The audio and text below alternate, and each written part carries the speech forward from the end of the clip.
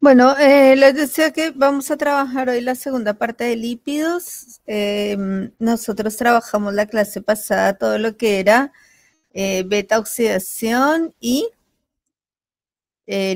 lipólisis. Trabajamos también algo de cetogénesis y cetólisis, que son todos los procesos que ocurren en el periodo preprandial y de ayuno, ¿sí?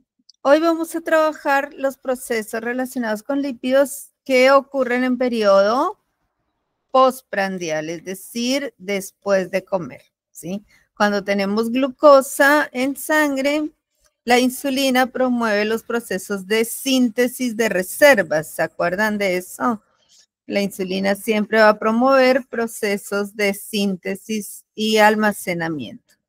Entonces, en ese sentido, vamos a trabajar los procesos que nos llevan a almacenar reservas, ¿sí? Es decir, a guardar todo el exceso de carbohidrato que nosotros comemos en forma de grasas, ¿sí?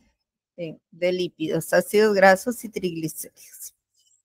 Y nos quedaría pendiente de lípidos solamente la síntesis del colesterol, que es lo que veríamos la clase próxima, y ya con eso casi cerraríamos. Nos queda proteínas, pero bueno, proteínas es muy simple porque ustedes saben que las proteínas en realidad una función energética tienen, pero mínima, y es secundaria. Entonces, ya con esto casi que cerraríamos el curso. Nos quedaría pendiente una integración metabólica, que es como ya el conjunto de todo. Vamos a arrancar entonces, vamos a recordar algunas cositas. Yo sumé a la clase de hoy algunas diapositivas de la clase pasada, como para que recordemos, porque fue hace un montón de tiempo, fue antes del parcial, con lo cual está bueno que recordemos. ¿Están viendo la presentación? Sí, profe. ¿Y ven el circulito de que está grabando? Sí, también. Bien.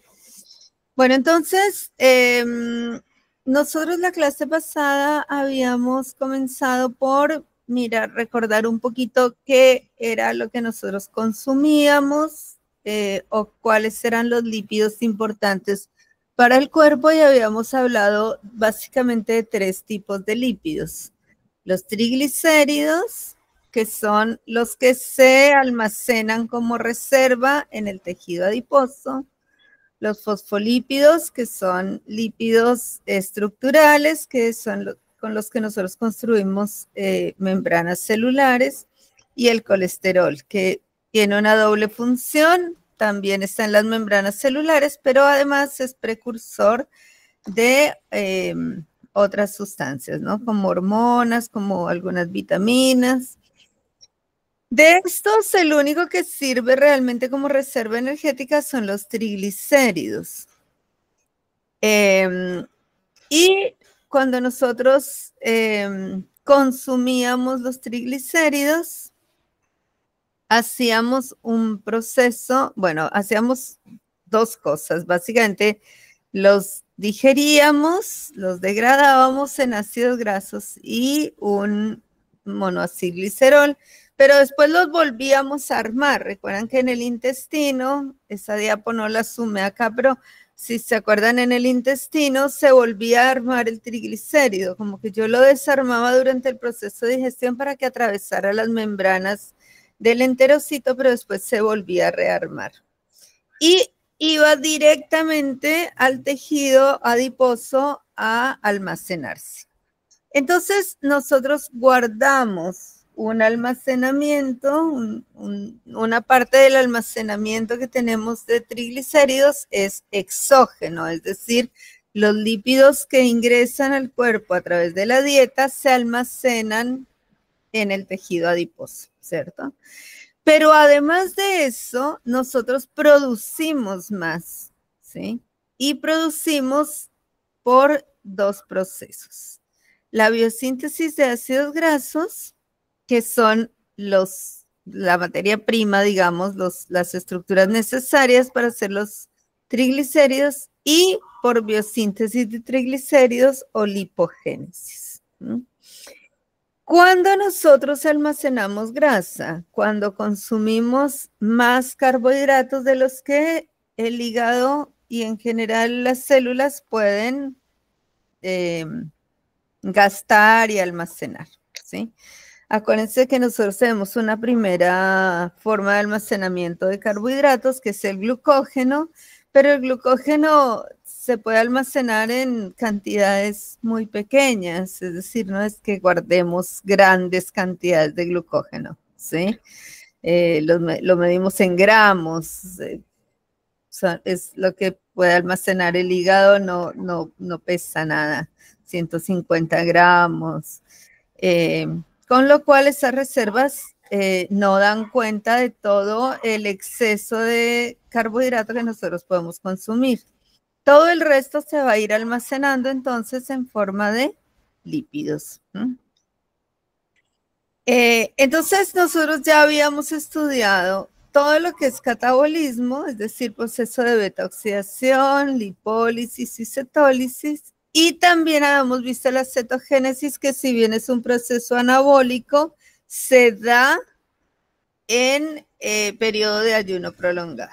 Nos queda mirar un poquito entonces estos tres procesos, que son los procesos anabólicos, que ocurren en periodo postprandial. De nuevo, entonces, este cuadrito lo habíamos visto también en la clase pasada, como para recordarlo, cuando nos vamos a centrar en el periodo postprandial, que es este de arriba. A ver, no sé si ven el cursor ustedes. Este de arriba, cuando nosotros consumimos, ¿sí? Tenemos nuestra ingesta, consumimos glucosa y ácidos grasos, obviamente, pero ya sabemos que los ácidos grasos que consumimos se almacenan en el tejido adiposo. Y la glucosa, una gran parte de esa glucosa me produce el acetil-CoA, que va a ir al ciclo de Krebs, a la cadena respiratoria, y otra parte se va a usar para síntesis de colesterol, síntesis de ácidos grasos, y a partir de los ácidos grasos yo puedo producir triacilgliceroles y fosfolípidos, ¿sí?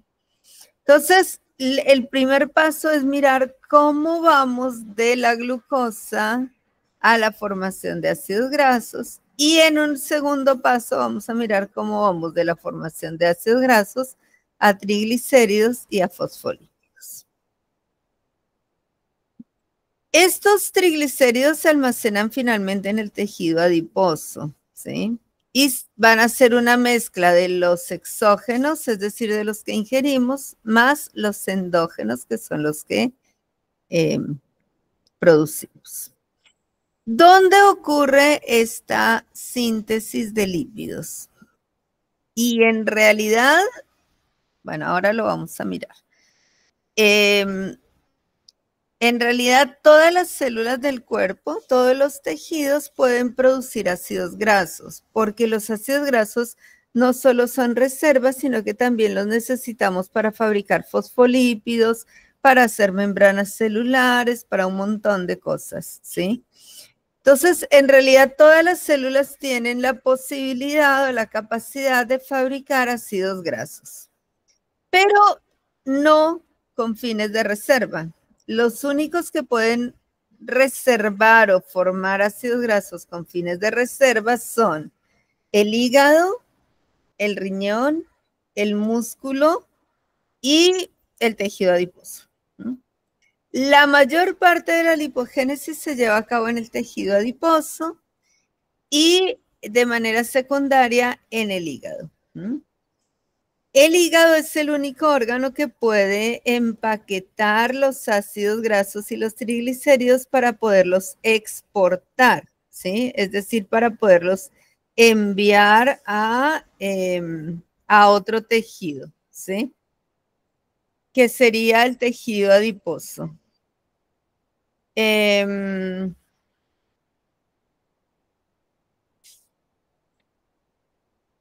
Perdón, un segundito.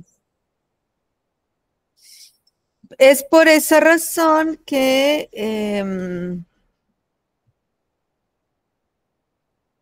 Es por esa razón que en los otros tejidos donde se forman también ácidos grasos o triglicéridos, son tejidos que los conservan solo para sí mismos. Por ejemplo, el riñón, que ya hemos visto que el riñón hace de todo él solo, o sea, el riñón es el único que puede hacer lo mismo que el hígado, pero no exporta nunca lo que produce, y lo mismo el músculo. Entonces, un poquito esto para recordar. Pongo un lapicito. Para recordar un poquito, cuando nosotros consumimos glucosa, en el periodo post-ingesta, esa glucosa va primero al hígado, ¿cierto? Y ahí, ¿qué cosas puede hacer la glucosa? ¿Cuáles son los destinos de esa glucosa? ¿Qué hago yo con la glucosa recién desayuné?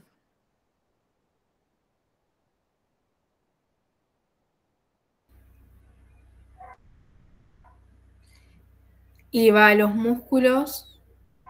Una parte entonces va a ir a los músculos y ahí va a formar glucógeno, ¿cierto? También va a producir energía, y si el músculo está en ejercicio intenso va a poder producir lactato. ¿Qué más pasa con la glucosa?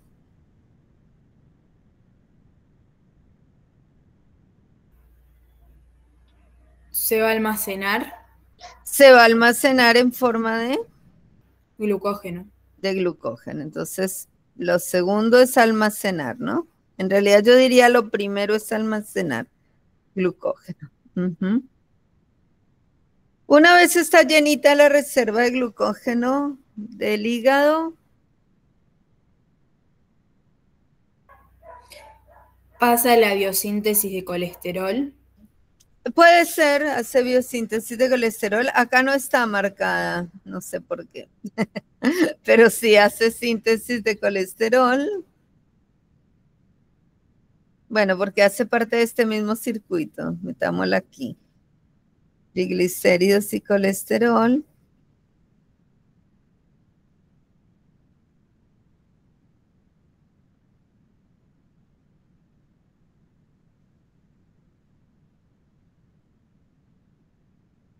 Hace una ruta que nosotros vemos poco, pero mencionamos mucho, que es la de las pentosas fosfato, que no es una ruta energética, pero que ya vimos que nos ayuda a producir un compuesto que lo vamos a ver hoy con más detalle.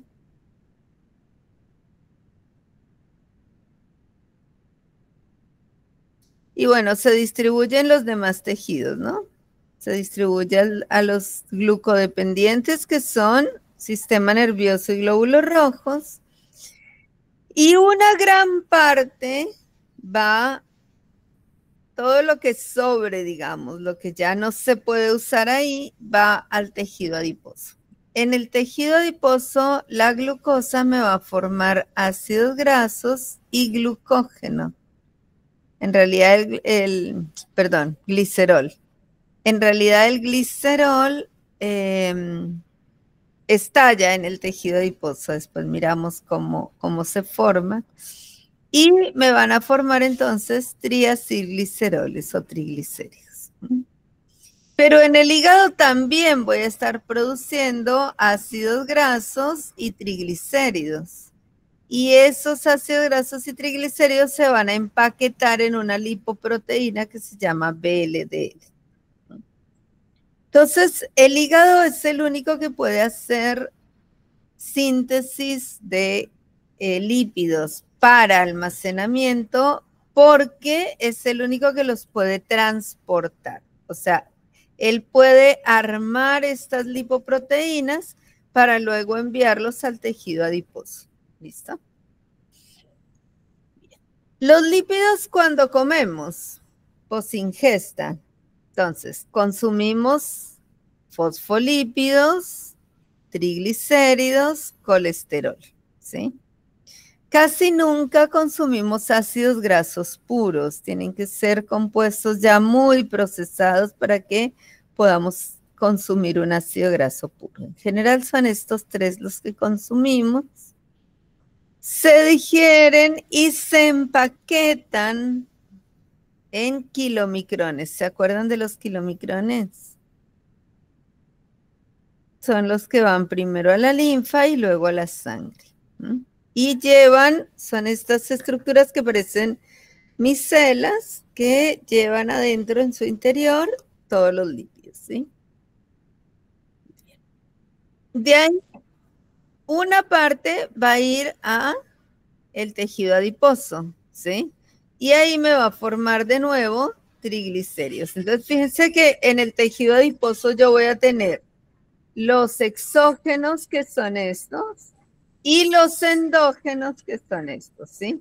Los que produce el hígado, perdón, un segundito, los que produce el hígado mismo, que los exporta hacia el tejido adiposo, más los que entran en la alimentación.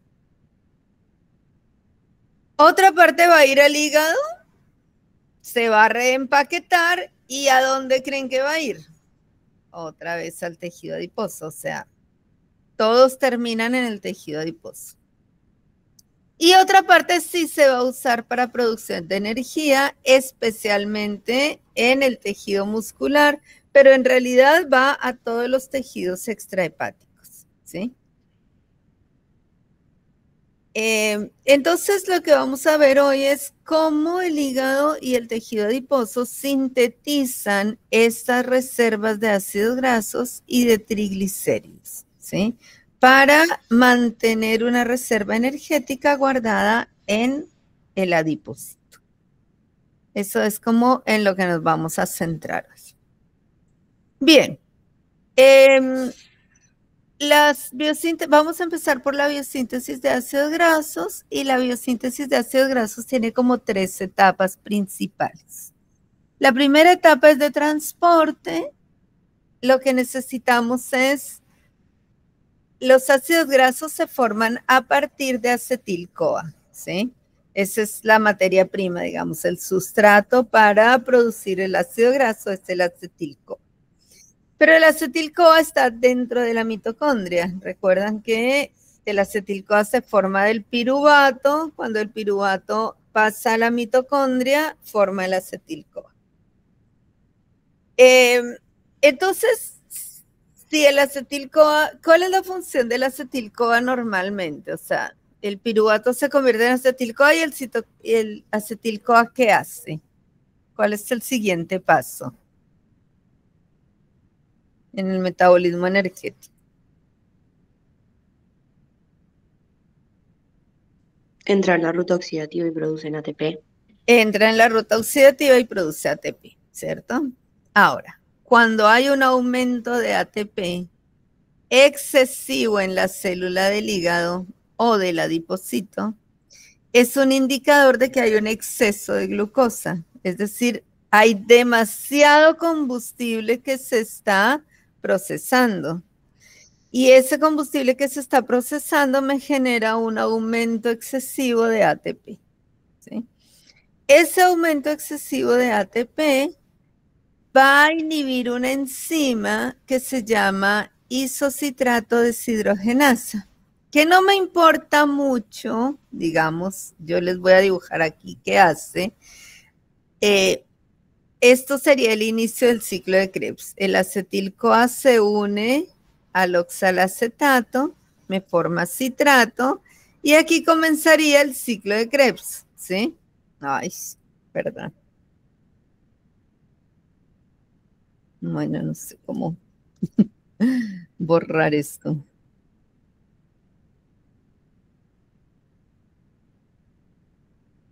El ciclo de Krebs continuaría acá, ¿sí?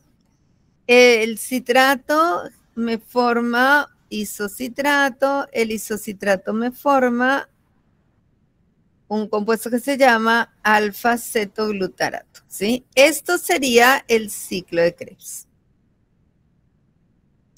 Ahora, ¿qué pasa? Que una enzima por acá se corta, se inhibe, que es esta isocitrato deshidrogenasa. Entonces, cuando yo tengo mucho ATP en la mitocondria del hígado o del adipocito, ese exceso de ATP indica un exceso de glucosa. Por lo tanto, tengo que empezar a almacenarla. Entonces, se bloquea el ciclo de Krebs. ¿Por qué se bloquea? Porque yo necesito no producir más energía en ese momento, sino desviar el acetil-CoA para fabricar reservas, ¿sí? Entonces, al interrumpirse acá el ciclo de Krebs, se produce un aumento excesivo de citrato. El citrato se comienza a acumular y a aumentar la cantidad de citrato dentro de la mitocondria.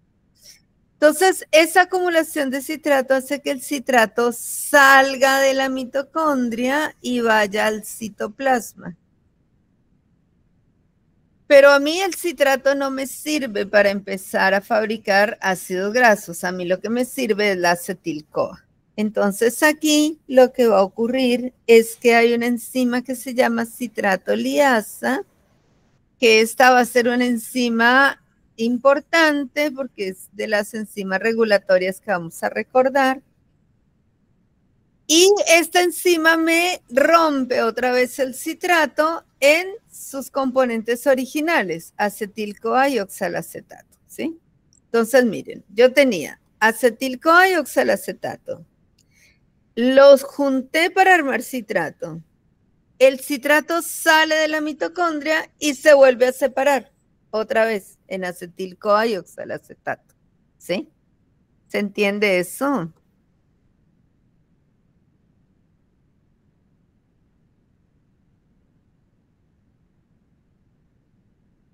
Imagínense que este es el oxalacetato. Y este es el acetil-CoA.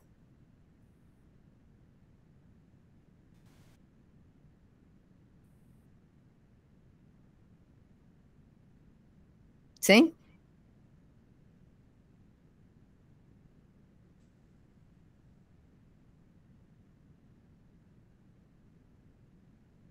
El acetil-CoA.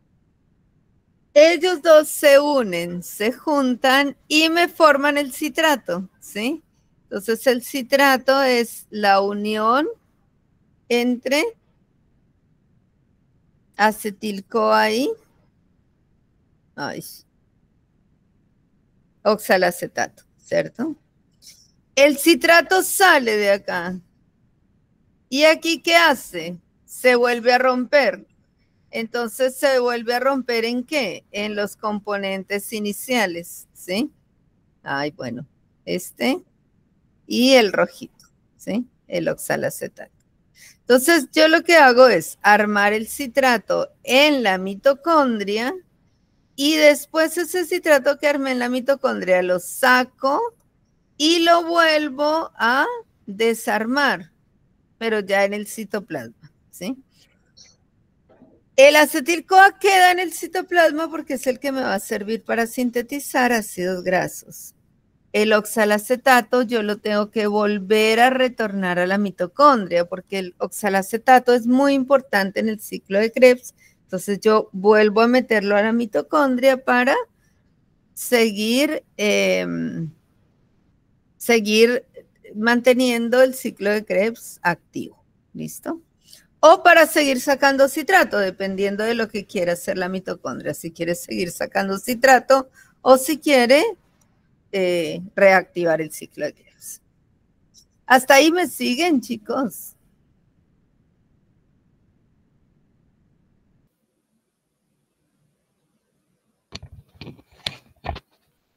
Sí, profe. Bueno, para mí es muy importante que entiendan por qué sale el citrato, ¿no? O sea, porque hay un exceso de producción de energía. O sea, hay un exceso de combustible, ¿sí? Ese combustible es la glucosa. Entonces, cuando nosotros tenemos dietas muy ricas en carbohidratos, lo que el hígado hace con ese carbohidrato en exceso es acumularlo en forma de lípidos, ¿sí? Entonces, este sería el primer paso, ¿no? Vamos a sacar el citrato. Bien, en ese proceso ya tenemos lo que queríamos, ya tenemos el acetil-CoA. El oxalacetato vuelve a entrar a la mitocondria, pero antes de entrar hace una reacción en donde pasa a ser primero malato y luego piruvato, y ahí sí entra, porque acuérdense que el piruvato entra y sale de la mitocondria libremente, pero otros compuestos no tan fácil. Entonces, el oxalacetato se tiene que transformar en piruvato. En este proceso, hay una enzima que se llama la enzima málica, que me convierte el malato en piruvato, y ella se oxida produciendo un intermediario o una coenzima reducida que se llama el NADPH. Para nosotros el NADPH es muy importante porque es el que va a aportar los hidrógenos para la síntesis de ácidos grasos. ¿Listo? ¿En qué más habíamos visto el NADPH? ¿En dónde más veíamos el NADPH?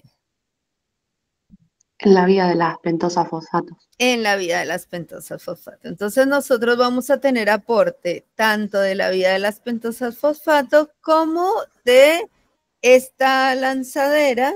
Esto es lo que se llama una lanzadera para producir NADPH. ¿Listo?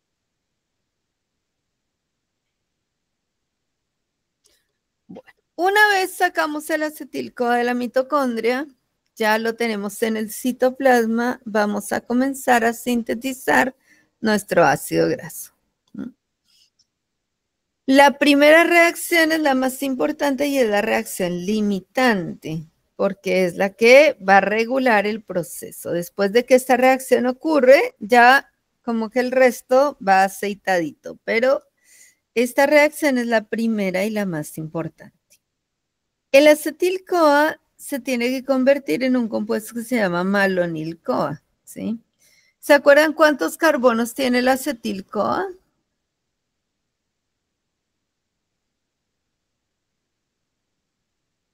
2 carbonos unidos a la 2. coenzima. 2 carbonos unidos a la coenzima.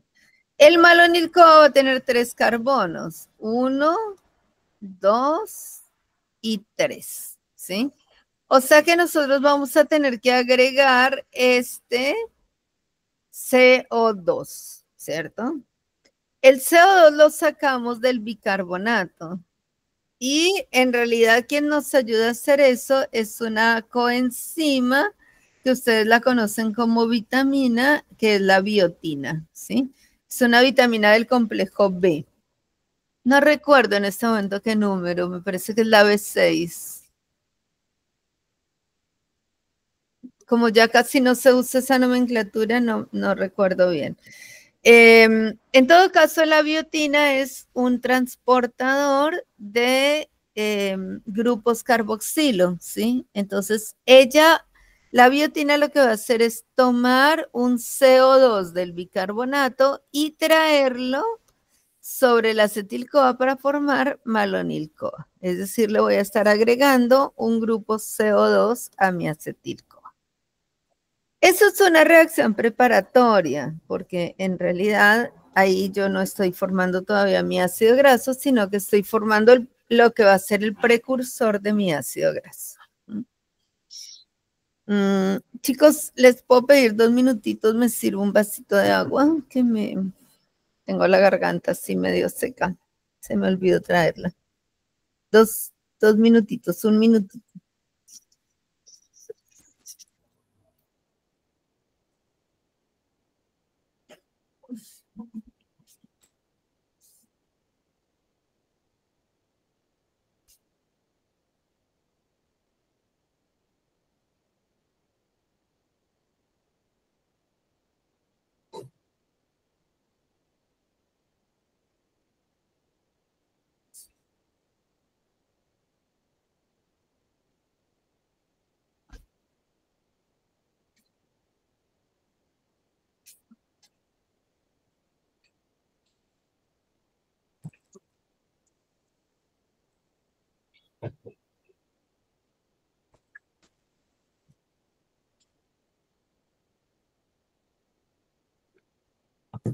Ya está, chicos, perdón. Se me olvidó traerla al principio. Bueno, entonces decíamos que ya pasó el primer paso, que fue sacar el acetil-CoA de la mitocondria.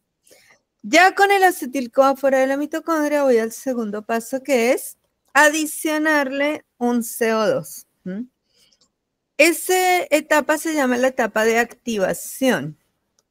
Este enlace es muy importante porque este enlace es de alta energía.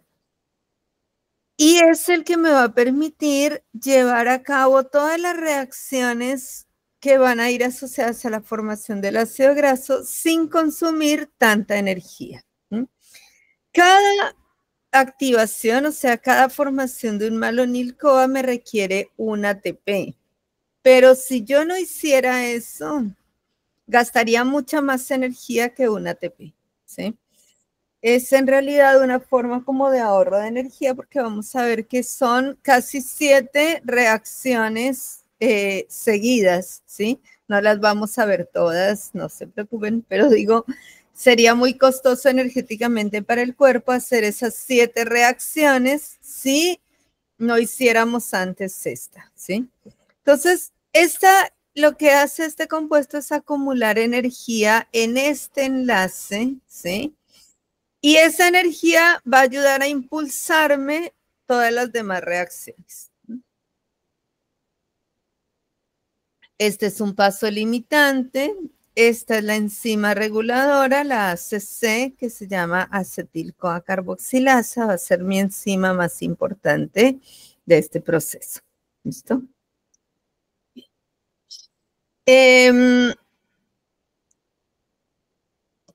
Bueno. Ya hablamos de la biotina.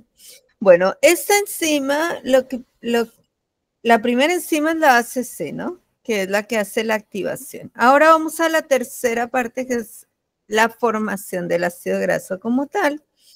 Y esa tercera parte de ese proceso de la formación del ácido graso lo hace una enzima que se llama la ácido graso sintasa. La ácido graso sintasa es una enzima muy grande, muy compleja,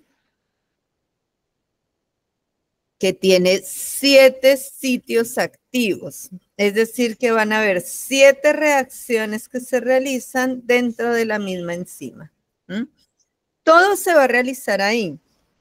Por eso, con un ATP es suficiente para movilizar toda la enzima, porque ella misma va haciendo reacciones como en cadena, ¿sí? Entonces, las reacciones que vamos a ver todas ocurren en una sola enzima, que es la ácido graso sintasa, ¿de acuerdo? Y con la energía del malato, ¿sí? Con la energía de este enlace de alta energía que se formó acá. Bien. La representamos así porque así es bastante complicado mirarla, entonces la representamos así como en este esquemita. Vamos a tener 6 sitios activos, que son estos 6 sitios que tenemos acá marcados, más 2 sitios de unión, un sitio de unión al malonil y un sitio de unión con una cadena, ¿sí? Que puede ser un acetil o puede ser más larga. Es un complejo multienzimático, se llaman complejos multienzimáticos y tienen muchas ventajas. Una es que realiza la reacción en cadena y la reacción nunca se para, o sea, una vez arranca, termina. Y otra ventaja es que es muy ahorradora de energía, ¿sí? Para nosotros, fabricar un ácido graso sería muy costoso energéticamente si no fuera por eso, porque la enzima trabaja así. Solo necesito la energía inicial y luego todo se realiza en cadena. Bien. Para nosotros los puntos más importantes van a ser los sitios de unión. El resto no nos va a importar mucho, pero lo que sí nos va a importar son estos 2 sitios de unión, ¿sí? Quiero que me pongan mucha atención, vamos a ir mirando paso a paso cómo se va a formar nuestro ácido graso. Y quiero que miren los colorcitos, porque acá los colores son re importantes para que ustedes vayan siguiendo qué va pasando con cada con cada segmento de la cadena. ¿Listo? Entonces, lo primero que tenemos es el malonil-CoA, ¿cierto? Bueno, aquí ya perdió la coenzima A cuando se une acá al sitio de unión, se pierde la coenzima A, ¿no? Acá sale la coenzima A. Entonces me queda solamente el grupo malonil, que habíamos dicho que tenía 3 carbonos. ¿Se acuerdan que este compuesto que tiene 3 carbonos ya perdió la coenzima A? Y habíamos dicho que este enlace era un enlace de alta energía, ¿sí? Entonces es esto que está acá ubicado y este es el enlace de alta energía. En el otro sitio de unión se va a unir un grupo acetilo que venía del acetil-CoA, que también pierde la coenzima A. Entonces aquí perdemos otra coenzima A que se va y se queda aquí pegado solo el grupo acetilo, que es un grupo de 2 carbonos, ¿sí? ¿Qué va a pasar? Vamos a romper este enlace, ¿sí? Y como dijimos que era de alta energía, ese enlace me va a servir para crear la unión entre este acetilo y este grupo de acá. Entonces, fíjense que cuando este enlace se rompe, también se rompe este enlace y toda esta molécula que está en amarillito va a subir a enlazarse acá. Y me quedan las 2 moléculas juntas, ¿sí? ¿Me siguieron hasta ahí? El CO2 que habíamos agregado en la activación se pierde, ¿sí? Pero no me importa porque ese CO2 lo que me servía era para hacer el enlace de alta energía nada más, ¿sí? ¿Me siguieron con lo que pasó?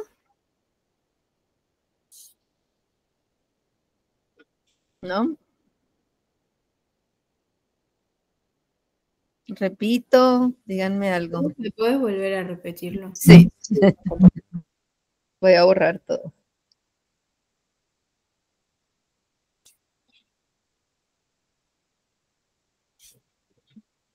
Entonces, miren, yo tengo, acá en la activación yo había tenido 2 compuestos, ¿cierto?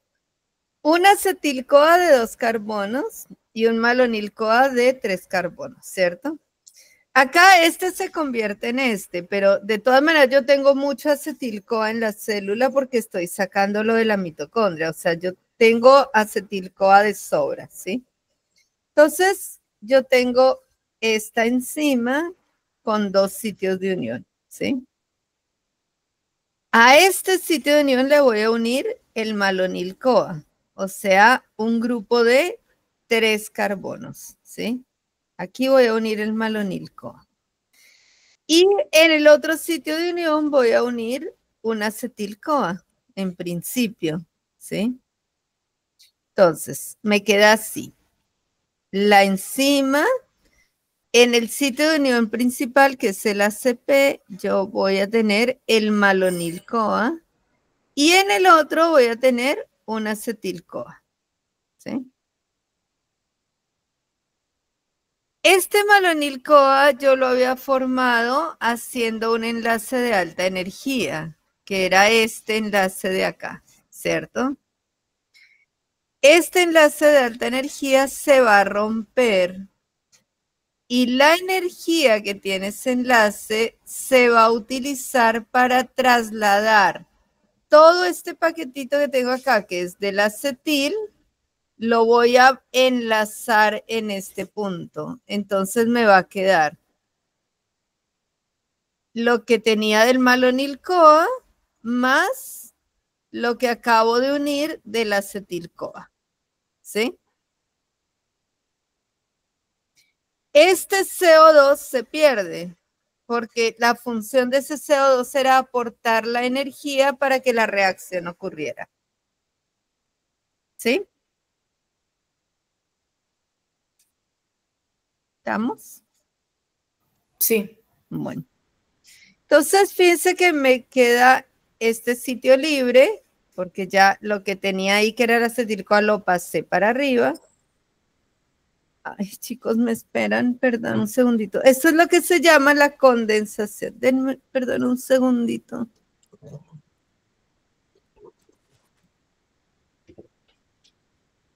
¿Quién es?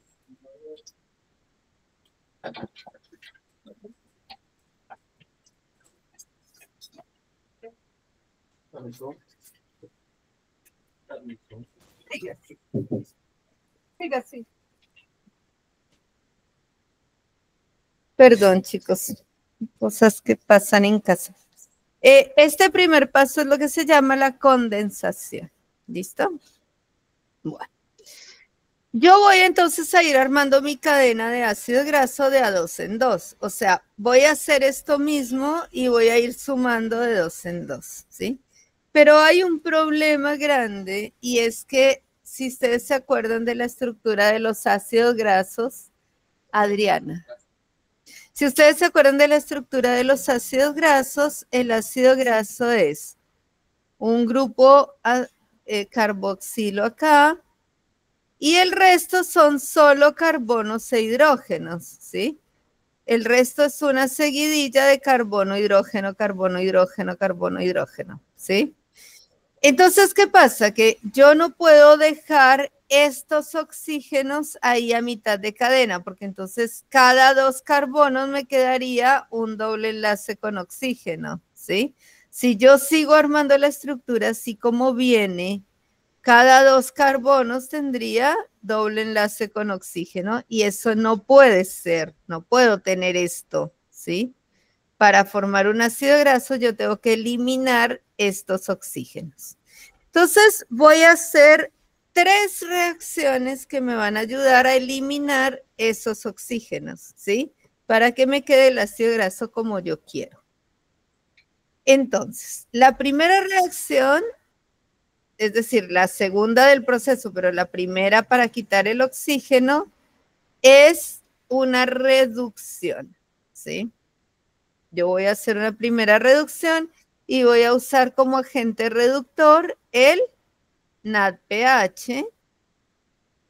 Ese NADPH me va a aportar 2 hidrógenos y ahí lo que voy a hacer es a romper el doble enlace del oxígeno y voy a formar esta estructura, ¿sí?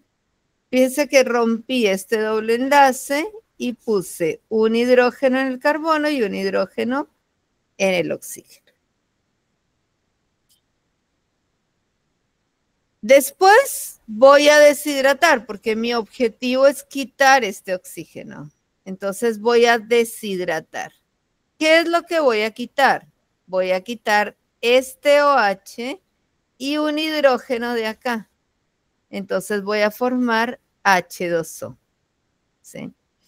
Ahí ya logré quitar el oxígeno, logré lo que yo quería, quitar el oxígeno, pero se me formó un doble enlace.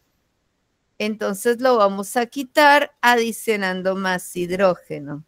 Y hago una segunda reducción usando de nuevo el NADPH como agente reductor.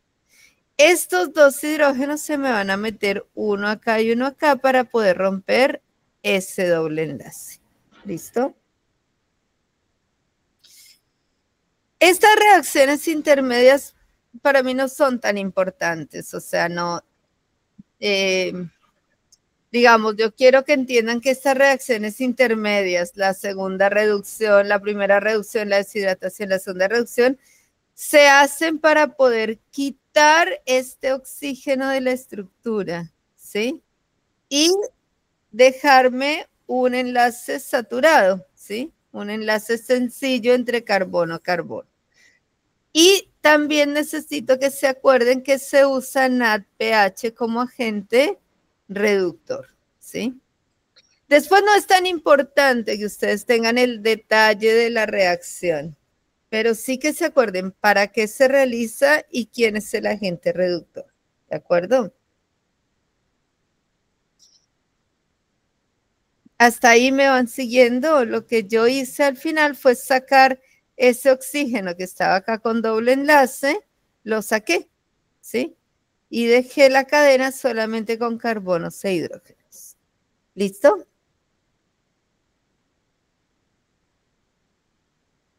¿Estamos? Sí, profe. Sí, profe. Bueno, así como para ver el proceso completo, lo primero que hicimos fue unir un malonil y un acetil. Rompimos y esa energía me puso en marcha la enzima, ¿cierto? Este enlace se rompe y todo este cuadradito, que es el acetil, el grupo acetilo, se rompe de acá y pasa para acá, ¿sí?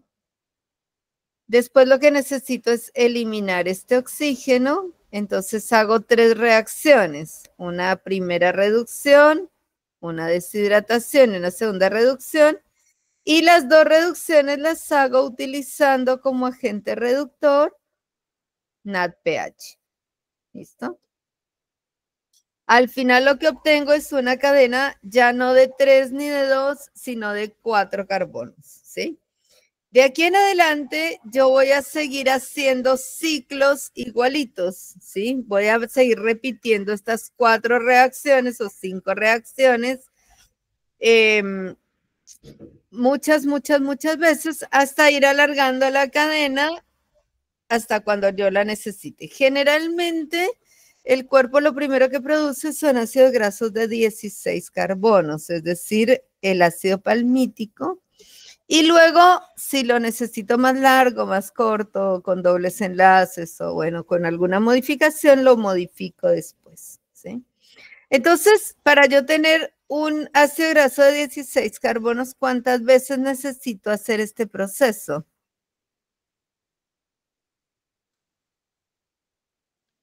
8 7, porque ya en la primera reacción ya tengo 4 y después voy a sumar de a 2, ¿sí? Entonces son 7. Bien. Ahora, fíjense que acá me quedó ocupado este lugar. Este sitio de unión me quedó ocupado. Pero yo para reiniciar el proceso, para volver a empezar, necesito más energía. O sea que necesito volver a usar un malonil. Y el malonil se pega de este lugar. Entonces, lo último que hago es liberar este sitio, ¿sí? Lo que hago es con un sitio enzimático que se llama translocasa, me va a pasar toda esta cadena, me la va a pasar para el otro sitio de unión, ¿sí? Y entonces me va a quedar la cadena en el segundo sitio de unión y este sitio despejado para volver a poner otro malonil ahí y volver a empezar todo el proceso. ¿Listo? Eso sería lo último. Bien. Acá está de nuevo el proceso. Por si lo quieren mirar otra vez, solo que la enzima se dibuja distinta, que está en los sitios de unión. Este es el malonil y este es el otro sitio de unión. Y bueno, ahí es otra vez el proceso. Y aquí es entonces el producto final que obtenemos, ¿sí? En cada ciclo que hacemos vamos a ir sumando de a 2 carbonos, de a 2 carbonos, de a 2 carbonos. Entonces, si yo quiero producir un ácido graso de 16 carbonos, ¿sí? ¿Cuántas veces repetí el proceso? Decíamos que 7, ¿no? O sea que vamos a usar 7 malonil-CoA y un solo acetil-CoA, que es el del principio, ¿sí? Directamente en la reacción. Pero ¿qué pasa? Que estos malonil-CoA, para formar un malonil-CoA yo necesito un acetil-CoA, un CO2 y un ATP. Entonces, si ustedes se fijan, es bastante costosa la reacción, porque cada acetil-CoA que yo invierto en esto, si la metiera al ciclo de Krebs, me produciría 10 ATPs, ¿sí? Pero entonces estoy dejando, imagínense acá, 8 acetil-CoA estoy dejando de producir 80 ATPs para armar un ácido graso. O sea, es costosa energéticamente, por eso se hace cuando hay exceso de energía en la célula. Bien. Después necesitamos 14 NADPHs con 14 hidrógenos que se redujeron, ¿sí? Sirvieron como agentes, no, se oxidaron, sirvieron como agentes reductores. Bueno, ¿qué necesito para hacer esto?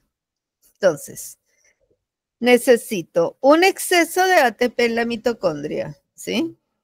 Necesito que haya sobreproducción de ATP en la mitocondria.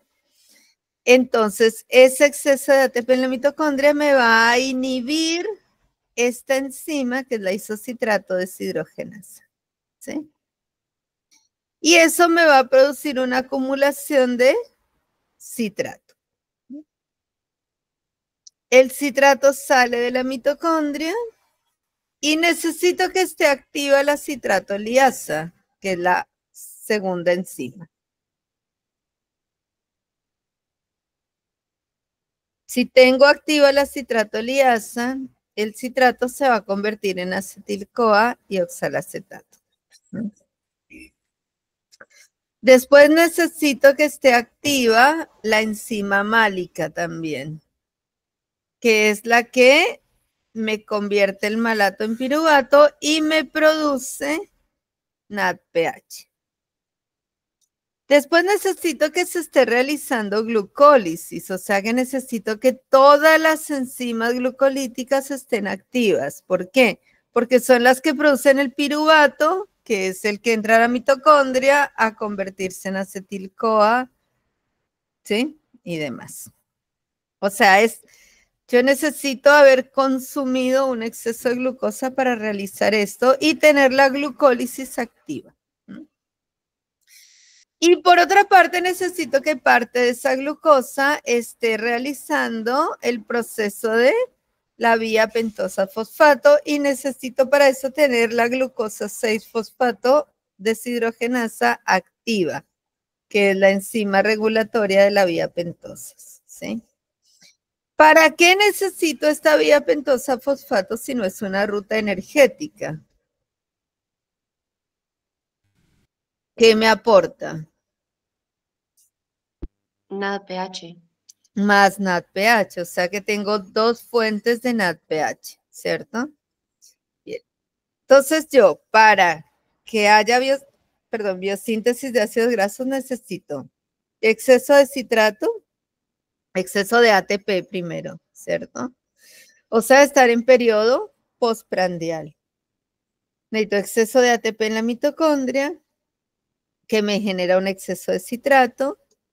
Necesito que esté activa la glucólisis y la vía pentosa fosfato para que me aporten NADPH y acetil-CoA. Necesito funcionando la lanzadera de citrato y las enzimas que están ahí marcadas. ¿Listo?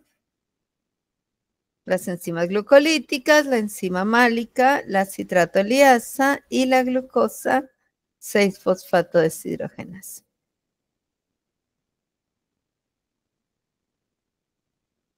¿Cómo se regula esta vía? Básicamente, la síntesis de ácidos grasos se regula por regulación directa de la ACC, ¿sí? De la acetil-CoA carboxilasa. ¿Se acuerdan que dijimos que esta era la vía, el paso limitante, ¿sí? Es la etapa limitante de la vía. Entonces, se regula por insulina y glucagón, por fosforilación. El glucagón la fosforila y queda la enzima inactiva. La insulina, por el contrario, la desfosforila y queda en su forma activa. Acuérdense que la insulina y el glucagón no fosforilan directamente, sino a través de un grupo de proteínas que se llaman proteinfosfatasas y proteinquinasas, ¿sí?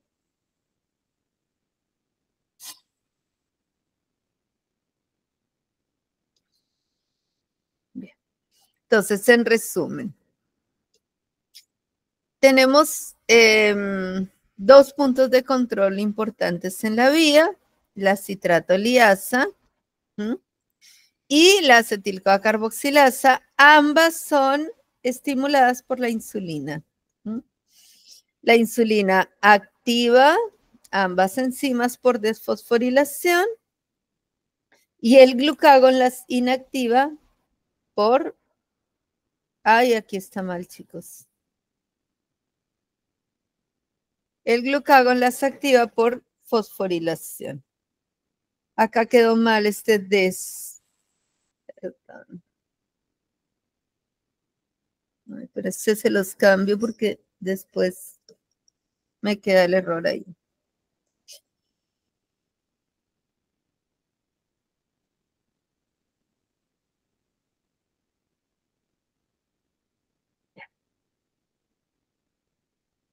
Entonces, ambas son estimuladas por desfosforilación mediada por la insulina y ambas enzimas son inactivadas por el glucagón que las fosforila. ¿Listo? Además de eso, vamos a tener otras regulaciones que las vemos vamos a verlas más adelante, pero es importante mostrar esto. El palmitoil-CoA, que es el producto final, o sea, el ácido palmítico final que se fabrica a partir de esta vía, es un compuesto que es regulador de la vía, ¿sí? O sea, es una vía que se regula por producto. Quiere decir que el exceso de ácidos grasos que nosotros producimos nos ayuda a detener el proceso para no formar más reservas, ¿sí? El exceso de palmitoil-CoA va a inhibir la salida del citrato hacia el citoplasma, ¿sí? Entonces, inhibe la lanzadera de citrato para que el citrato no pueda salir de la mitocondria. Inhibe también la la glucosa 6-fosfato deshidrogenasa, que es la enzima regulatoria de la vía pentosa-fosfato. ¿Por qué inhibir la vía pentosa-fosfato influye en esta vía?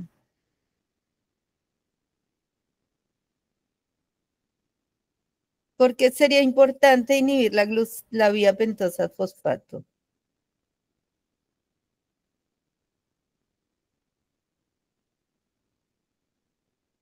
Para que se deje de producir NADPH, no. Claro, porque sin NADPH no tengo agente reductor y entonces no puedo hacer este proceso reductivo, no puedo hacer el proceso, ¿sí? Entonces, al inhibir la vía pentosa-fosfato se deja de producir el NADPH y al no tener NADPH no puedo realizar las reacciones de reducción, ¿sí?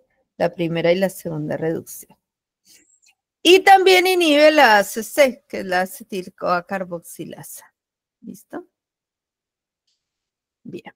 Entonces, es una ruta que tiene muchas regulaciones y se regula por su producto, ¿sí? En teoría, un exceso de producción de ácidos grasos debería frenar la producción de más ácido graso. Después vamos a ver que lo que pasa es que ese ácido graso se va almacenando en forma de triglicérido y así, entonces, la célula siente como que nunca tiene suficiente porque si lo estás almacenando, deja de tener un efecto inhibidor sobre la enzima.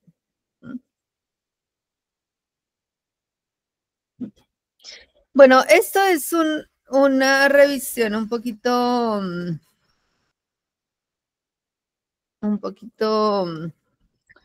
es como un cuadrito comparativo entre lo que es síntesis de ácidos grasos y beta oxidación, ¿sí? Como para recordar un poquito beta oxidación y ver qué relación tiene con la síntesis de ácidos grasos. ¿Recuerdan que para qué se hacía la beta oxidación?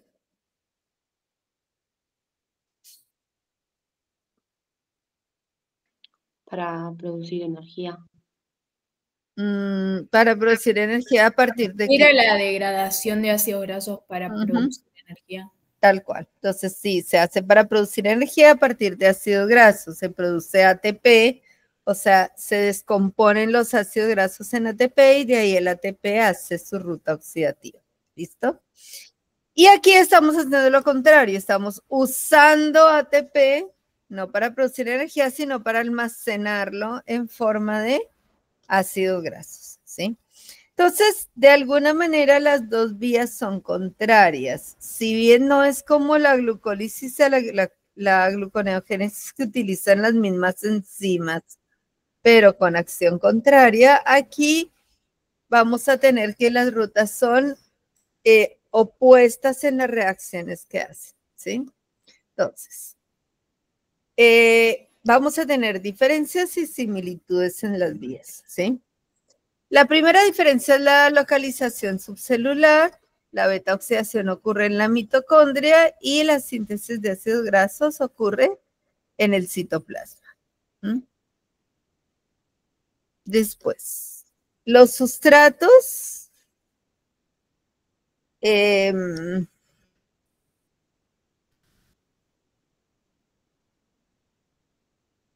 ya. El sustrato para la beta oxidación es el acil-CoA. ¿Se acuerdan de la diferencia entre acil-CoA y acetil-CoA? El acil-CoA tenía entre 2 y 22 carbonos y el acetil-CoA tenía 2. Claro, entonces yo voy a tomar una cadena de 12 a 22 carbonos, que es el acil-CoA, proveniente de un ácido graso, con coenzimas reducidas, oxidadas, y lo voy a convertir en acetil-CoA. Y coenzimas reducidas, ¿sí? ¿Cuáles son en la beta oxidación los agentes oxidantes? Los agentes reductores. No, sí, oxidantes. Está bien, se reducen, son agentes oxidantes.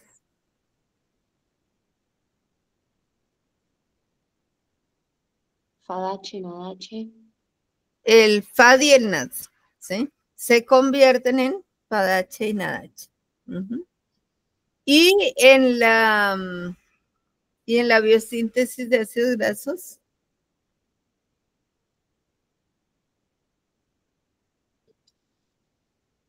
¿cuáles son los agentes reductores?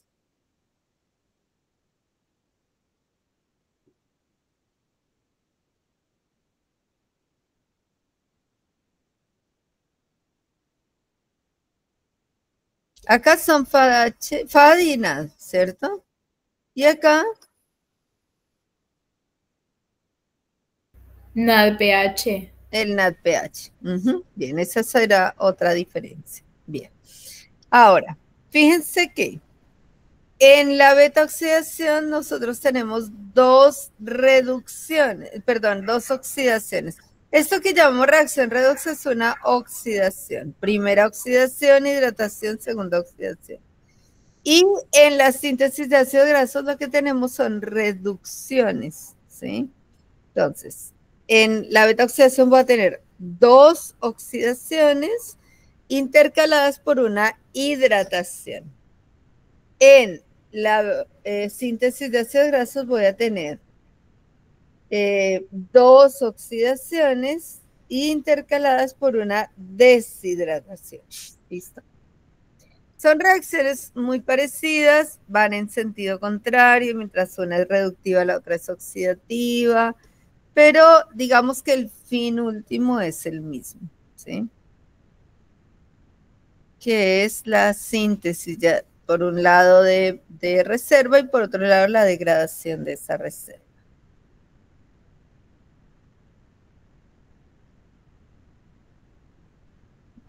No me corre. Ahí. Bien. Bueno, nosotros ya tenemos el ácido graso listo, ¿cierto? Ya armamos el ácido graso. ¿Sí? ¿Estamos?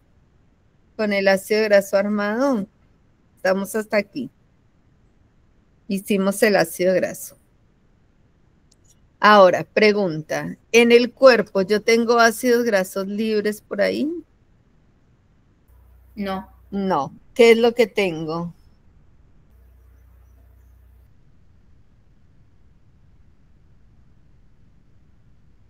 Triglicéridos. Triglicéridos. Ujú. Entonces yo tengo triglicéridos porque es la forma de almacenamiento de los ácidos grasos. Es raro tener ácidos grasos libres.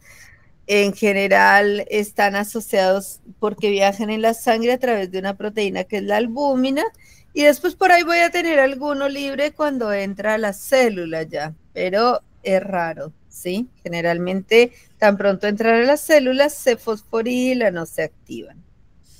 Entonces yo tengo el palmitato acá y lo que voy a tener que armar son triglicéridos a partir de este palmitato para poder sacarlos de las células, llevarlos al tejido adiposo, almacenarlos, etcétera. ¿Listo? Entonces vamos a ver cómo ocurre ese segundo paso, que es la formación o síntesis de triglicéridos. Recordemos cómo era un triglicérido entonces, otra vez. Tengo 3 cadenas de ácidos grasos, ¿sí? Y una cadena de glicerol, ¿sí? ¿Se acuerdan del glicerol? Ay. Que es este alcohol de 3 carbonos, ¿sí? Que en cada grupo alcohol yo le esterifico un ácido graso. ¿Estamos hasta ahí? ¿Nos acordamos? ¿Qué necesito entonces para formar un triglicérido? Una molécula de glicerol y 3 ácidos grasos libres. Bien, una molécula de glicerol y 3 ácidos grasos. Con los ácidos grasos no hay problema porque los estoy produciendo, ¿cierto? Tanto el hígado como el tejido adiposo van a estar produciendo ácidos grasos. Entonces, con esos no tengo problema. Vamos a mirar de dónde saco el glicerol. ¿Mm?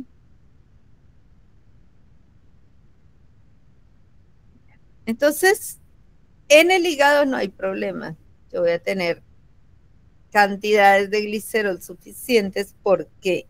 Porque el hígado recibe el glicerol que hay en sangre y que se libera durante los momentos de lipólisis, ¿sí? ¿Se acuerdan que decíamos que en la lipólisis el triglicérido se rompía y los ácidos grasos viajaban en la albúmina y el glicerol viajaba libre en sangre? O sea que siempre va a haber un aporte de glicerol al hígado por parte de o por cuenta de este proceso, ¿sí? El problema va a ser en el tejido adiposo, porque en el tejido adiposo sí no tengo esa disponibilidad, porque todo lo que el tejido adiposo tiene lo envía para el hígado, ¿sí? Entonces, miremos cómo se puede armar o construir ese glicerol primero antes de poderlo utilizar. Entonces, como dijimos, en el hígado y en el riñón no hay problema. No mencionamos el riñón, pero en el hígado no hay problema. Solamente necesito fosforilarlo y para eso necesito una enzima que solo está presente en el hígado y en el riñón, que es la glicerol quinasa. Y con esa enzima lo que hago es ponerle este grupo fosfato y ya me queda para usarlo, ¿sí? Pero ¿qué pasa cuando no tengo esta molécula? Entonces, cuando yo no tengo esta molécula, lo voy a construir a partir de un derivado de la glucólisis, ¿sí? Entonces, ponme atención acá. Espérenme, yo abro otra.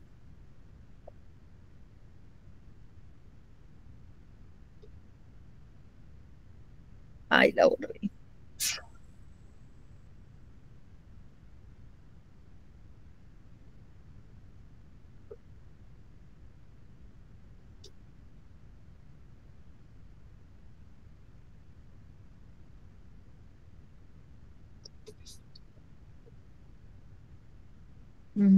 La tengo.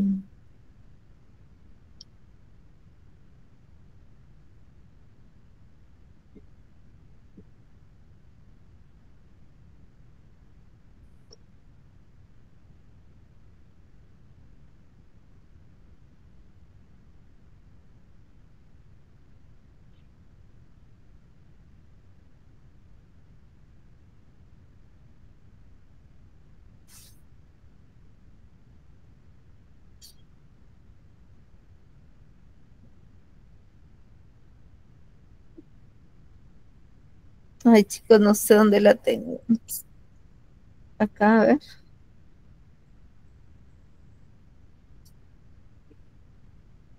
Bueno, acá. Hagámoslo acá. ¿Están viendo el cuadrito este de la glucólisis? Sí. Bien, entonces, yo tengo glucosa acá. Y recuerdan que la glucosa se convertía en glucosa 6-fosfato primero, luego pasaba a fructosa 6-fosfato, luego Fructosa 1,6. Bifosfato. 1,6-bifosfato, y ahí se partía en dos, ¿cierto?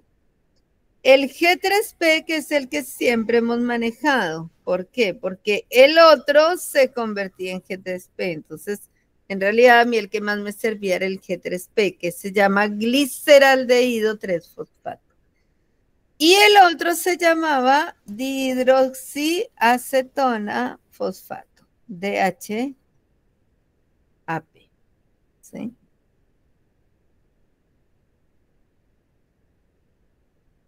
No sé si no ocupo la P.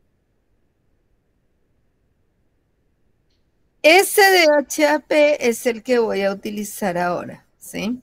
Cuando yo estoy saturada de glucosa en el hígado y estoy produciendo ácidos grasos, la glucólisis, digamos que está activa porque ya vimos que glucólisis, vía pentosa fosfato y síntesis están activas. Se está produciendo todo el tiempo este DHAP, ¿sí? Una parte entonces va a pasar a convertirse en G3P y la otra parte, ¿sí? La voy a desviar, la voy a utilizar en la vía de formación del glicerol. Entonces, cuando nosotros tenemos esto, esta compuesto de hidroxiacetona fosfato es el que llamamos DHAP, ¿sí? Y es el que nos va a servir para fabricar el glicerol 3-fosfato. Entonces, fíjense, yo tengo la glucosa, hice todos estos pasos que mencionamos, partiendo la glucosa y voy a tener este compuesto, ¿sí?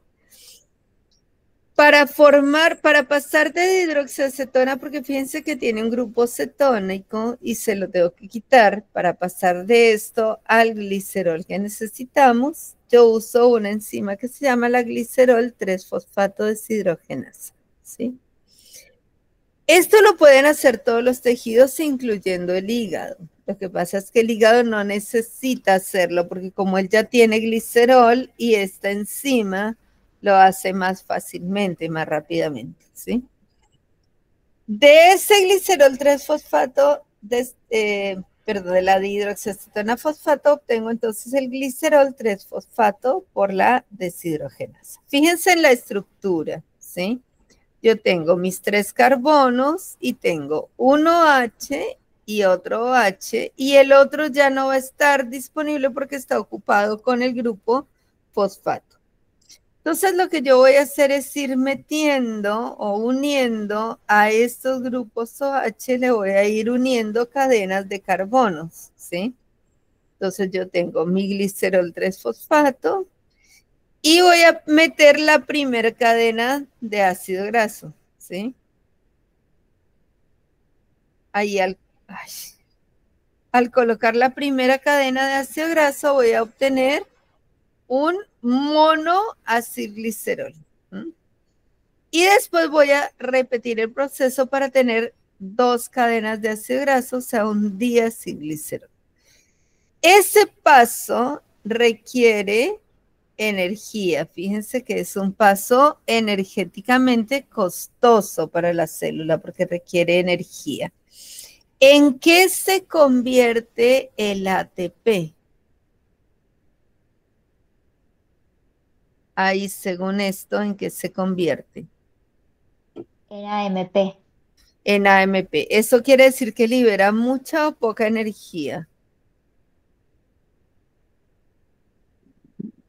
Mucha. Muchísima. ¿Por qué? Porque yo estoy liberando los dos grupos fosfatos y los dos grupos fosfatos tienen enlaces de alta energía. ¿Sí? Después vamos a ver que el AMP es un importante regulador de la vía también. El AMP cuando va a estar en exceso, es decir, cuando esto ya se hace repetidas veces, me va a empezar a bloquear algunas enzimas. ¿Listo? Cuando yo ya uní dos cadenas de estas, o sea, uní un primer ácido graso acá y otro segundo ácido graso acá, voy a tener entonces un diacilglicerol, ¿sí? Es decir que en dos posiciones tengo un ácido graso opuesto. Entonces, fíjense, yo acá tengo el glicerol, pongo el cosito.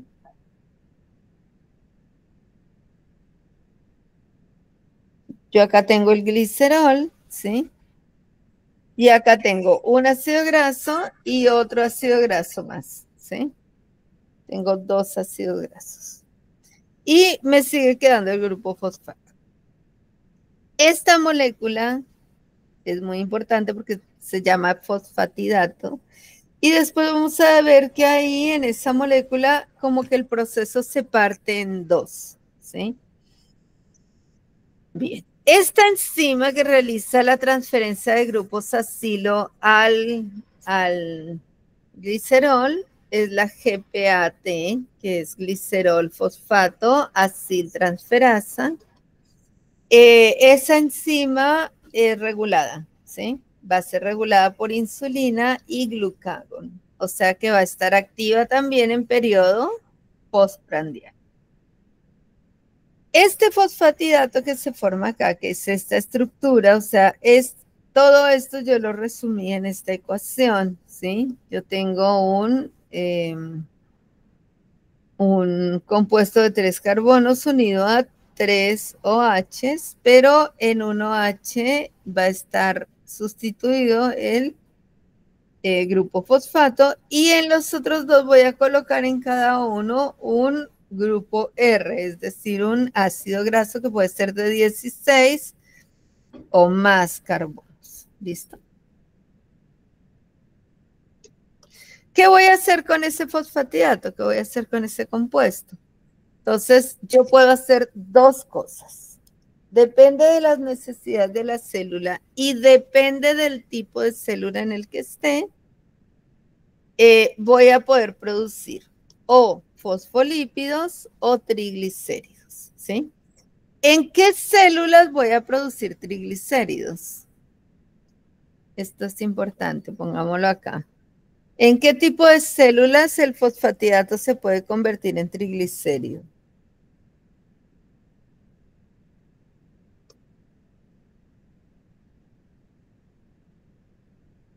¿Qué tipo de células sintetizan triglicéridos? El tejido adiposo. El tejido adiposo y El hígado. el hígado. Entonces, esto va a ocurrir en hígado, tejido adiposo,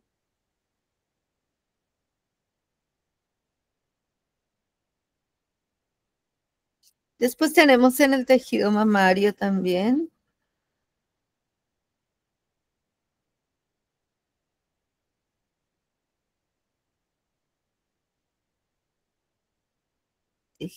¿Por qué no?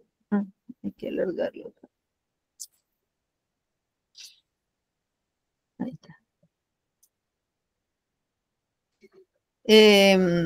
En el riñón. ¿Listo?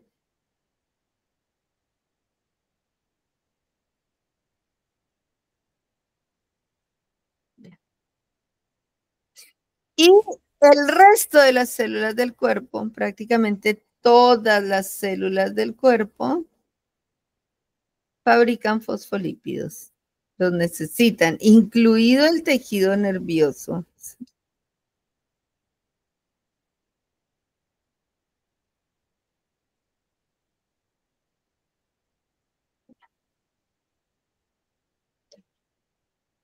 Bueno, entonces, la diferencia está en la presencia de enzimas, ¿sí? En la presencia de las enzimas y en la presencia de los factores que después me van a ayudar a armar las lipoproteínas para transportar esos lípidos que estoy produciendo. ¿Listo? Entonces, en resumen.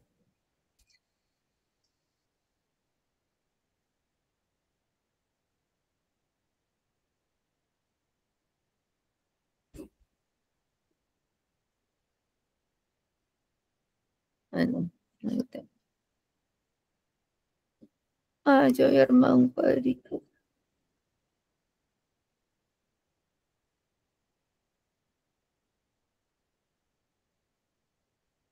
Acá está. En resumen, si yo voy a formar reservas, ¿cierto? Estoy en periodo postprandial, acabo de comer. Tengo, ¿qué enzimas tengo? ¿Qué hormonas tengo? ¿Quién está controlando ahí mi metabolismo?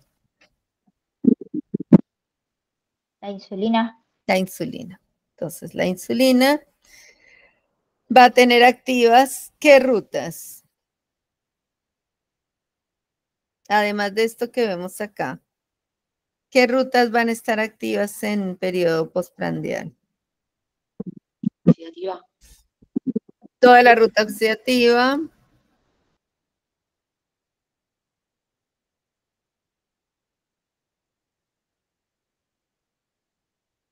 ¿Qué otra? La vía de las pentosas fosfato. La vía de las pentosas fosfato. Y una más. Y la del lactato. No. La del lactato está siempre activa en el tejido, en los glóbulos rojos y en el músculo solo en ejercicio. No tiene que ver con la insulina. Oxidación. ¿Mm? Oxidación. ¿La qué? La beta-oxidación. No.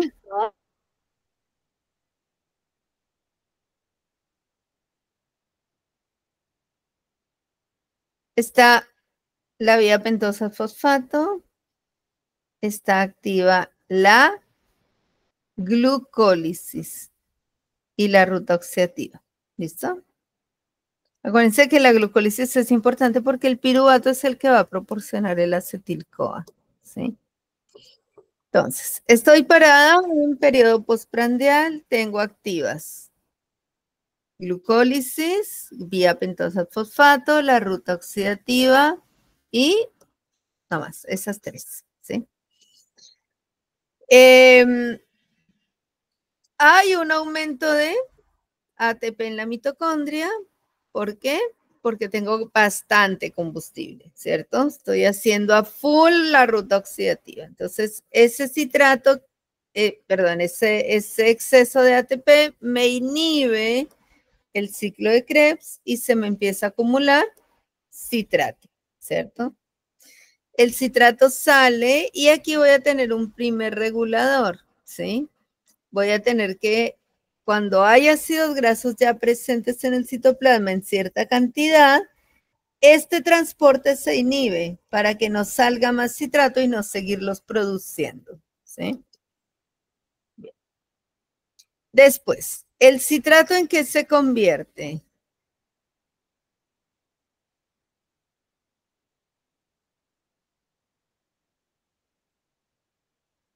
En Acetil-CoA. En acetil-CoA, y ahí tengo una enzima regulatoria que es la citratoliasa, ¿sí? Activada por desfosforilación a través de la insulina. Bien. Ese acetil-CoA me va a producir malonil-CoA a través de una enzima que se llama la acetil-CoA carboxilasa, ¿sí? Y también va a estar activada por insulina e inactivada por el glucagón. Y finalmente el ácido graso sintasa, que es la enzima esta multifuncional, de la cual la insulina induce la síntesis, pero no la activa. O sea, esta enzima no tiene activación ni hormonal ni alostérica, sino solamente por inducción de la síntesis. ¿Listo? Y se produce el palmitoil-CoA. El palmitoil-CoA, además de inhibir la lanzadera de citrato, me va a inhibir esta enzima, que es la ACC. Una vez tengo los ácidos grasos ya armados, yo los voy a juntar de a 3 y ponerlos en un grupo glicerol para formar los triglicéridos, ¿de acuerdo? Y ahí tengo solo una enzima regulatoria que es la GPAT, ¿sí? Obtengo el fosfatidato, que es un glicerol con 2 ácidos grasos, ¿sí? O sea, un diglicérido con un grupo fosfato. Y de ahí puedo en algunos tejidos formar triglicéridos y en otros tejidos formar fosfolípidos. ¿Listo? Esa es como la ruta completa con toda la regulación. Aquí por ahí valdría la pena mencionar que la AMP también es un regulador de casi todas las enzimas, pero negativo, ¿sí?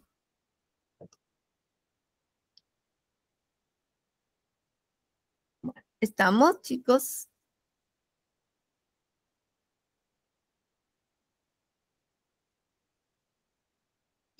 Sí. Bueno, yo quiero que vean la relación de los dos procesos, ¿sí? O sea, que vean que la mitocondria es como la que determina por el exceso del del ATP el inicio del proceso, que si bien el proceso es regulado, mientras haya insulina va a estar activo todo, porque todas las hormonas, por todas las enzimas se activan por insulina. Entonces, una vez como que sale el citrato de la mitocondria, el proceso ya va como solito, porque si hay insulina presente, las enzimas van a estar activas, ¿sí? Y que es como una cadena, o sea, primero se forman los ácidos grasos, que es un proceso, y apenas termina la formación de ácidos grasos, de una vez esos ácidos grasos son utilizados en la producción de triglicéridos, ¿sí? O sea, es como una cadena, ¿sí?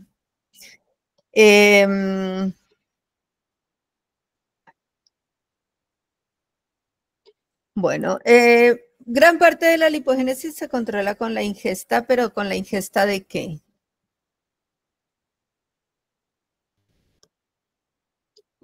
¿De lípidos?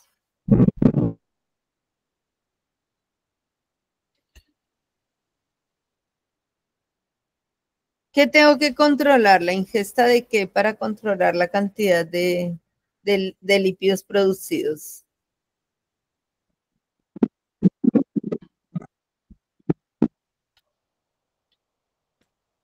Ay, no oigo. No sé si alguien está hablando. ¿De glúcidos o De de ácidos grasos? No, de glúcidos. Para yo disminuir el índice lipídico de una persona, necesito controlar o reducir el consumo de carbohidratos, ¿sí? Porque en realidad lo que yo estoy viendo acá es que el exceso de carbohidratos es lo que me lleva a producir almacenamiento o reservas de lípidos. ¿Listo?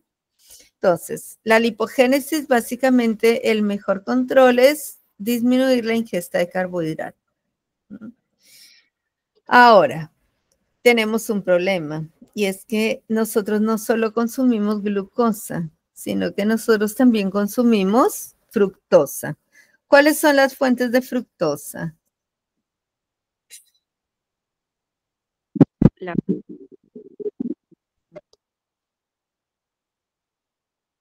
Ay, no te escucho.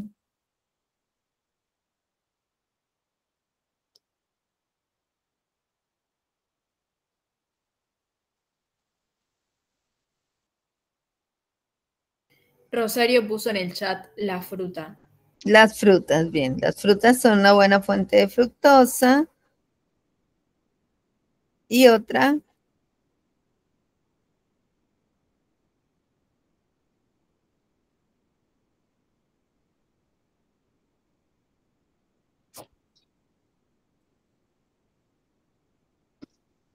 La sacarosa, el azúcar de mesa. La sacarosa, ¿por qué está formada? ¿Se acuerdan? ¿Cuál es la composición de la sacarosa? Azúcar de mesa. Sí, el azúcar de mesa. Está compuesto por una glucosa y una fructosa. ¿Se acuerdan que es un disacárido? Y está compuesta por glucosa y fructosa. Entonces, ¿qué pasa? Cuando la fructosa entra, o sea, cuando yo en lugar de glucosa consumo fructosa, la fructosa se integra a la ruta oxidativa, pero no, esto ni lo miren, es un desastre esto. Acá miremos, cuando yo consumo glucosa, yo tengo acá un paso regulador que es la fructosa 6-fosfatas, perdón, la glucoquinasa para producir glucosa 6-fosfato. Y aquí tengo otro punto de regulación que es la PFK. Esta es la PFK, ¿sí? También se llama PFK porque es fosfofructoquinasa. Si estas enzimas, especialmente la PFK, está inhibida, si yo la controlo, ¿sí? La regulo, el proceso no se lleva a cabo y no se siguen formando ácidos grasos ni triglicéridos, ¿sí?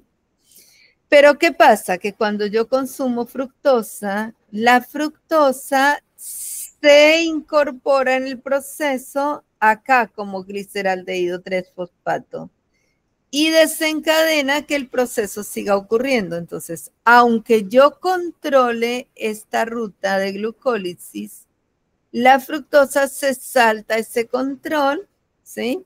Y sigue produciendo ácidos grasos. Entonces, por eso, cuando una persona está bajando de peso o cuando una persona tiene un índice lipídico muy alto, hay frutas que no se recomiendan. Tampoco se recomienda el azúcar de mesa, se recomiendan otros endulzantes. No importa que tengan glucosa, pero que no tengan fructosa, ¿sí? Y es la razón también por la que las bebidas endulzadas con jarabe de maíz son tan engordantes, digamos. En los años 70, 80 más o menos, la industria alimenticia promovió la fructosa como un endulzante natural, porque venía de la fruta y todo el mundo se comió el cuento de que al venir de la fruta era mejor que la glucosa, que era procesada y que era refinada. Entonces se comenzó a producir una cosa que se llama el jarabe de maíz, que es un líquido endulzante. Y la fructosa tiene mayor, en biofísica, de pronto ustedes ya lo vieron, tiene mayor poder endulzante la fructosa que la glucosa. Entonces, para la industria alimenticia era muy barato usar fructosa y además la publicidad de que era más sana hizo que la gente empezara a consumir muchas bebidas frías endulzadas con fructosa, ¿sí?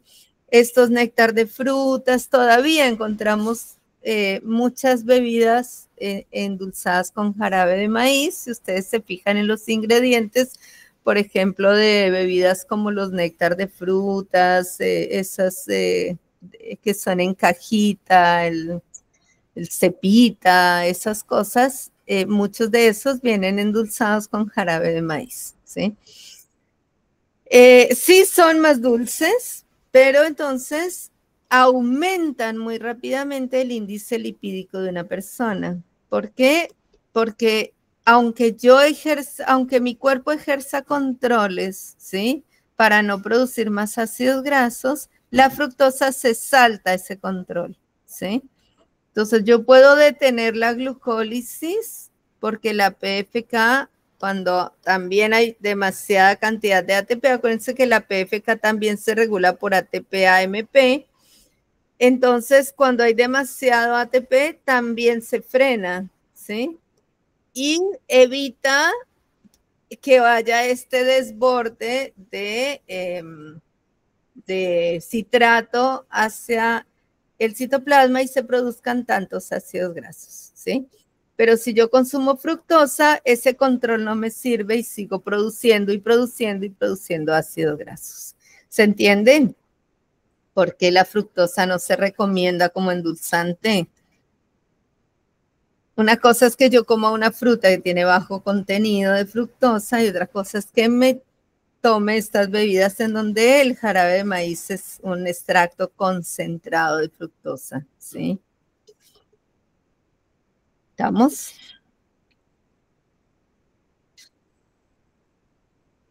Sí. Bueno. Bueno, acá hay algunas cositas de las que ya por ahí hemos hablado. Vamos a ver cómo que nos falta por mencionar. El hidrato de carbono excesivo se almacena siempre como grasa, ¿sí? Bueno, en algunos animales es, digamos, un proceso que sirve para la hibernación, ¿no? No es nuestro caso, no hibernamos, pero, por ejemplo, en animales que hibernan, ellos lo que hacen es acumular grandes cantidades de grasa que luego en periodo de hibernación la consumen, ¿sí? Nosotros no tiene esa función, pero sí nos permite tener una fuente de energía entre una ingesta y otra, ¿no? Acuérdense que los ácidos grasos son nuestra principal fuente de energía en ayuno. En el momento en que baja la insulina, nosotros ya comenzamos a movilizar ácidos grasos, ¿sí? Toda la glucosa excedente que consumamos se va a transformar en grasa y ya vimos que la fructosa también, ¿no? Así que la única manera de controlar el estado de lipogénesis o de regular el índice lipídico de una persona es mediante la ingesta, ¿no? Disminuyendo la ingesta de carbohidratos.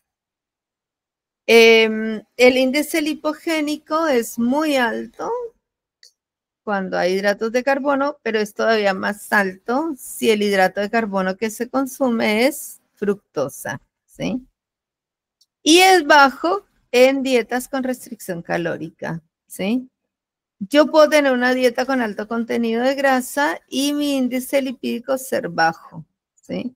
¿Por qué? Porque esa grasa que yo estoy consumiendo la degrado en los periodos de ayuno, pero no estoy produciendo además grasa en exceso. Y bueno, la insulina estimula la lipogénesis y inhibe la lipólisis en el tejido graso, ¿sí? Vamos a mirar cómo funciona la regulación cruzada de estas dos vías, porque la vez pasada vimos la lipólisis, ¿cierto? Recuerden que la lipólisis será la degradación de triglicéridos en el ácido graso, ¿sí? ¿Se acuerdan que cuando yo tenía en el ácido graso, tenía los adipocitos, tenía los triglicéridos, los rompíamos en ácido graso y glicerol? El glicerol iba al hígado directamente para participar en la gluconeogénesis y los ácidos grasos se movían a través de la sangre para ir a todos los tejidos del cuerpo y producir energía. Vamos a mirar cómo hay regulaciones cruzadas, ¿sí? Es decir, como cuando una vía está activa, la otra no. ¿Por qué? ¿Se acuerdan para qué me sirven estas regulaciones cruzadas? ¿Por qué tengo estos tipos de regulación cruzada entre dos vías?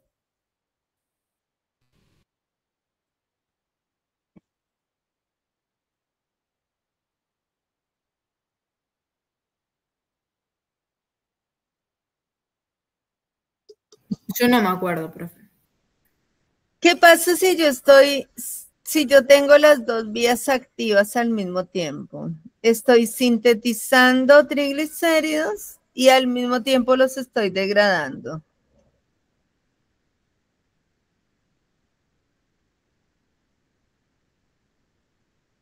¿Puedo formar reservas así?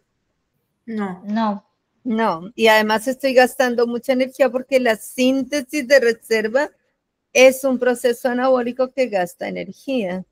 Entonces, estas son, ¿se acuerdan que con la glucólisis y la gluconeogénesis era lo mismo? Si una vía estaba activa, yo necesitaba inhibir la otra, porque si las tenía ambas activas, era como formar glucosa para volverla a degradar y gastaba mucha energía haciendo eso. Entonces, siempre que yo tenga vías opuestas, síntesis y degradación del mismo compuesto, tengo que tener alguna forma de regulación cruzada que me permita que si una está activa, la otra esté inactiva. ¿Listo? Entonces, yo tenía la degradación de triglicéridos en el tejido adiposo.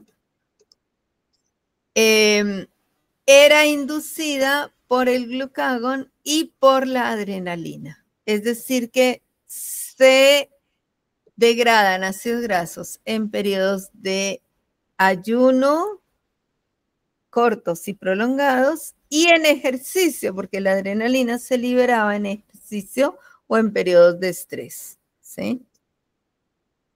Entonces, siempre que yo tenga un periodo preprandial, ayuno corto o largo, y estoy haciendo ejercicio o estoy en un periodo de estrés, voy a activar una enzima que se llama la lipasa, sensible a hormonas, ¿sí? La LHS, o lipasa hormono sensible, ¿sí? El glucagón y la adrenalina entonces me estimulaban esa enzima y la insulina la inhibe, ¿sí? Entonces yo por un lado tengo la lipasa sensible a hormona que va a estar estimulada en periodo preprandial, en ayuno corto y largo, y va a estar inhibida en periodo postprandial porque la insulina la inhibe, ¿sí? Por el otro lado, en la formación de triacilgliceroles, voy a tener que la ACC, es decir, la enzima que inicia la síntesis de ácidos grasos, va a estar inhibida por el glucagón y por la adrenalina y estimulada por, la insulina. ¿Listo? Entonces, de esta manera a ver, hagamos un cuadrito acá. De esta manera yo tengo, voy a agrandar esto.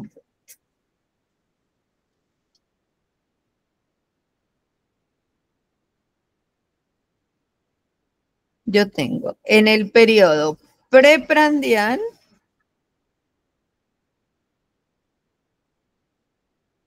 ¿quién está funcionando? ¿Glucagón o insulina? Glucagón. Glucagón, ¿cierto? Y el glucagón va a tener activa ¿a quién? ¿A quién activa el glucagón?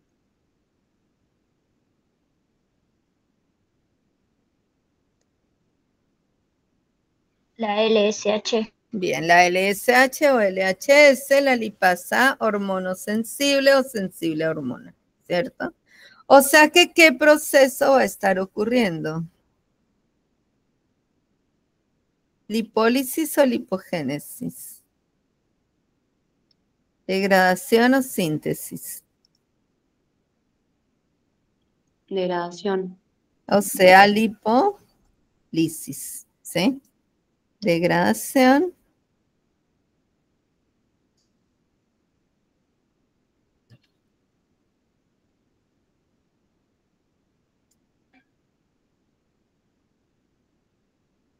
Esa es la que va a estar activa. ¿Y cuál va a estar inactiva?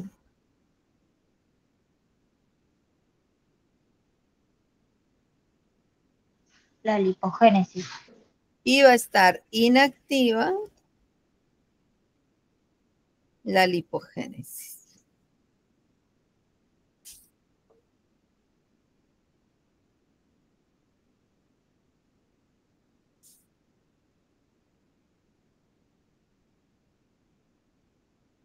Bien.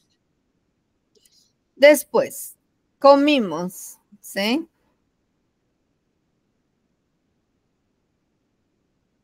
Entonces estoy en periodo postprandial. ¿Quién está elevado en ese momento? ¿Qué hormona actúa en ese momento? La insulina. Insulina. ¿Listo? ¿Qué efecto tiene la insulina sobre la lipasa sensible a hormona? La inactiva. Entonces, inactiva la lipasa sensible a hormona. Por lo tanto, inhibe la lipólisis. Por lo tanto, no hay degradación, ¿sí? Degradación de triglicéridos. Al contrario, ¿a quién activa? Lipogénesis. Va a actuar sobre la ACC y la ácido graso sintasa. Entonces, por el contrario, va a tener lipogénesis activa. Porque estimula a quién? La citrato, liasa, la ACC y la ácido graso sintasa. ¿Listo?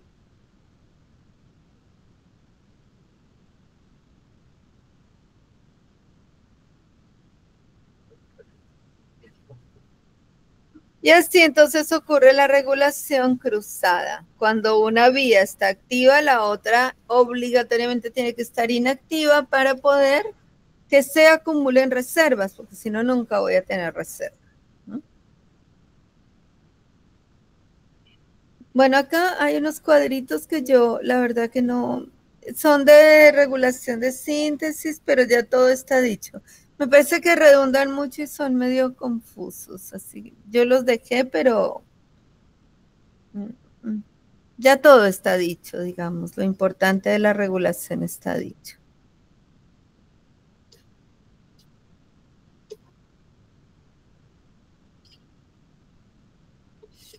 Bueno, chicos, esta diapo ni la miren, se las voy a borrar porque es muy complicada. Quédense con esta que dice lo mismo y es más clara.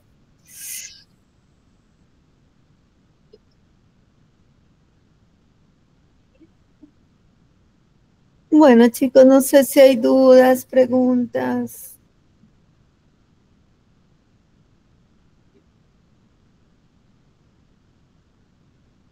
Yo no. Yo no, profe. Bueno.